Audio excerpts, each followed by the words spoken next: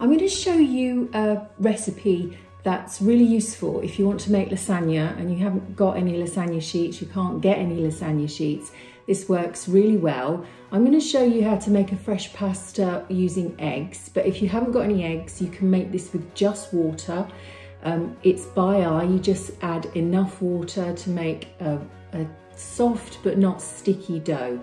But this one's with eggs if you've got them. So here we go. All you need is some plain flour, or if you've got it, some type 00 pasta flour, but that's not really important.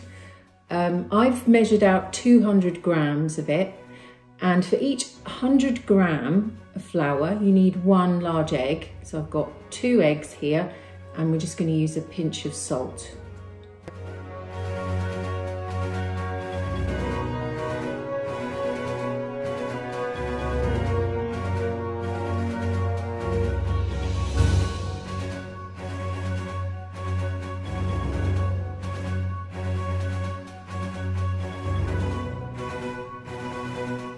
And then I'm going to add a little pinch of salt for flavour. And then using a fork, I'm going to beat the eggs in the well. So you need to make sure that the well that you've made is nice and big. And then that will mean that it won't spill over.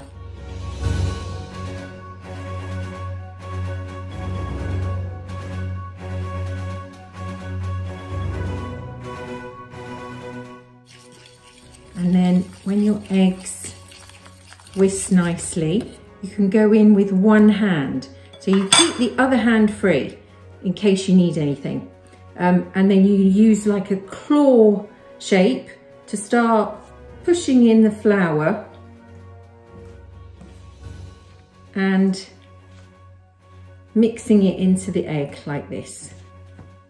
So nice and gently, and in a minute we'll know whether we've got too much flour. Generally it's about 100 grams per egg, and this 2-egg pasta mix is plenty to make a lasagna for a family of 4. But if you need to scale it up, then it's just 100 grams and 100 grams of flour and 1 more egg. So here we go. It's looking like it's going to turn into dough. So I have got a little bit more flour than I need. So that feels nice. I'm going to push away some of the flour because what we don't want is a dry dough. We want a dough that's nice and soft but not sticky. Now that feels really nice now, and I'm going to start kneading it as if you were kneading bread. You can be quite rough with it at this stage because actually you want the glutens in the flour to start working hard, because it's those glutens that are going to make your pasta hold together when it cooks and not disintegrate. So that feels really nice now, you can see.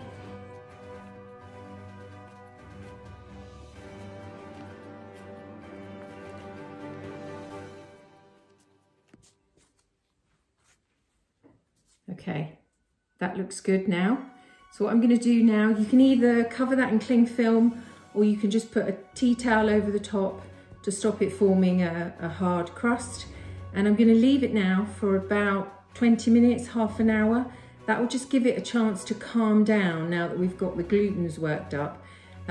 Because if it calms down, then it'll be much easier for us to roll out into our lasagna sheets. So if you have a dough cutter, this is really useful for this kind of thing. I'm going to take the flour that I didn't use. I'm just going to scrape it into a bowl because I can use that when we're rolling out the lasagna sheet, so that won't be wasted. And then the dough cutter is brilliant for cleaning up your work surface when you've finished. So when you're putting together your lasagna, you can be really flexible with it. In the south, we don't tend to use bechamel sauce in it. It's just very meaty and lots of cheese. But if you do want to use bechamel, go ahead and make a white sauce if you've got all the ingredients. If you haven't got the ingredients and you want to do a quick cheats bechamel, normally it would be with ricotta and egg, a bit of parmesan, a bit of seasoning. But if you haven't got ricotta, You can just use any kind of cream cheese that you've got in the fridge, that works well as well. I'll just show you. So I've got a pot of Philadelphia. This is just a small pot. And then I'm going to break it again.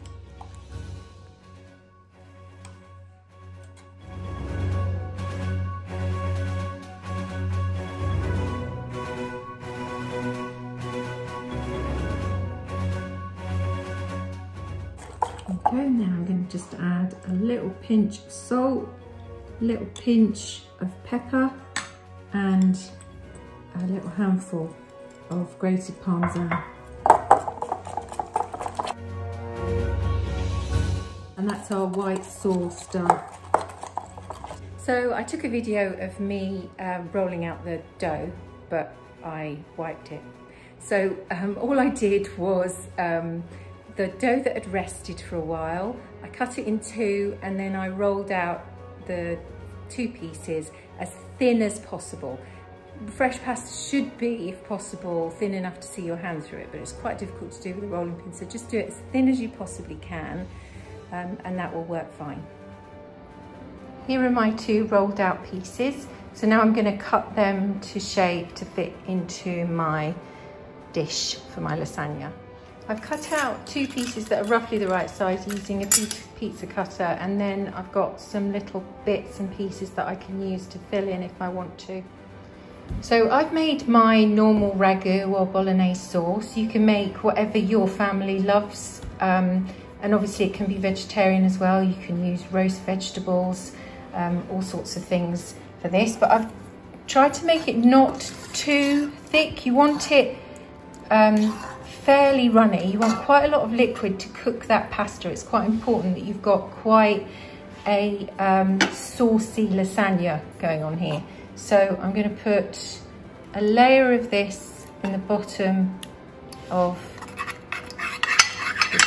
the dish,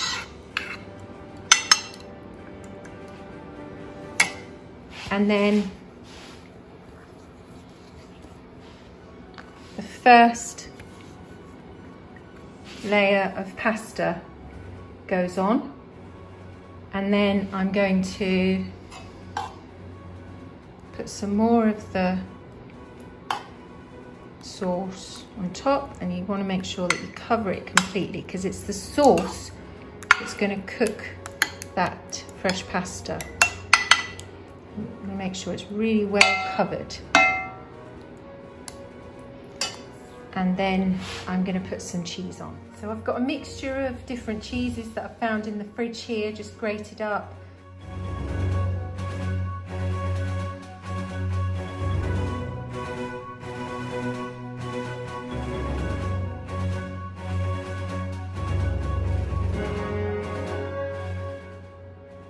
The second layer of pasta's gone on. So I've used some little bits to fill in any gaps. And then my sauce goes on top.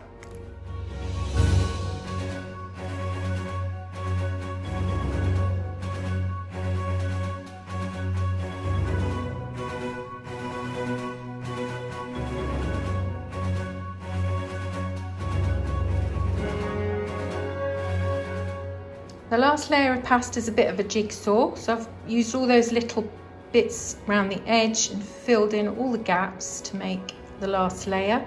And then this layer, it's up to you. What I like to do is put some more sauce on,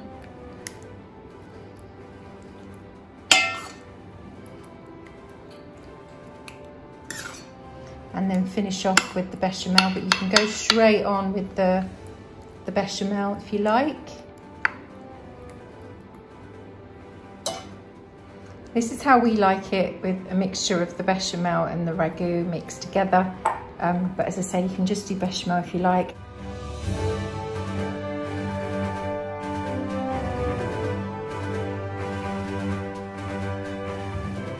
Put a foil lid on this and put it in the oven at 180, so a little bit lower than you might normally, for 30 minutes. And then after 30 minutes, I'll take the foil off and let it cook for another 10. Here's the lasagna out the oven. It had 30 minutes with the foil on, and then I took the foil off. I put the oven up to 200 for the last bit, and I ended up leaving it in for 15 just to get it nice and brown, because we love the crusty bits around the edge.